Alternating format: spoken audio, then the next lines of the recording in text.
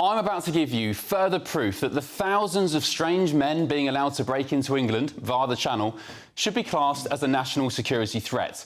Tomorrow, one of Britain's most prolific people smugglers will be banged up at His Majesty's pleasure after becoming the first person in this country to be convicted of trafficking migrants across the Mediterranean. This guy here, take a good look at him, is 42-year-old Egyptian Ahmed Ebid. He came to the UK in October 2022 on a dinghy with his wife and 12-year-old daughter. The family immediately claimed asylum here, despite Ebid having lived in Italy and, at one stage, being jailed there for 6 years for attempting to smuggle a ton of cannabis into the country. And because we're a soft-touch nation with no political will to protect our borders, several months after arriving in the UK, Ebid and his family were housed in an Art Deco-style block in the expensive area of Isleworth in south-west London. And there's the flat on your screen. If that wasn't bad enough, we then allowed an industrial-scale drug trafficker into the country, housed him at taxpayer expense. Wait until you hear what happened next. From that very taxpayer-funded home in London, Ebid masterminded a £12 million migrant smuggling operation in which around 4,000 people were transported to Europe from Libya on dangerously overcrowded fishing vessels.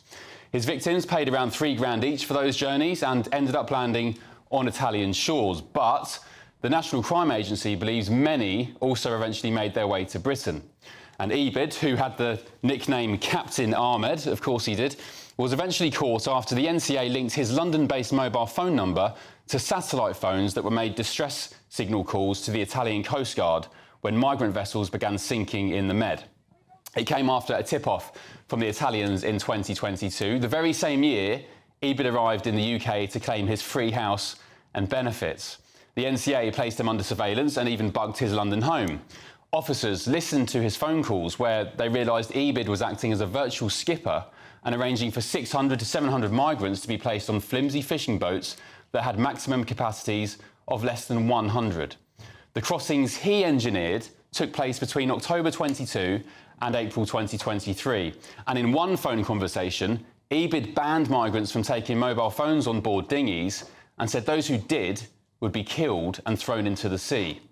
At least 2 bodies were found in one of the boats rescued at sea by Italian authorities. This is the calibre of person Britain has been welcoming into the country with open arms. This is the kind of person the do-gooder charity workers are pandering to at Dover and at migrant hotels without any thought given to the native British population who are being forced to share communities with them. This is the moment NCA officers finally arrested Ebid near his London home in June 2023. They read his rights to him in Italian.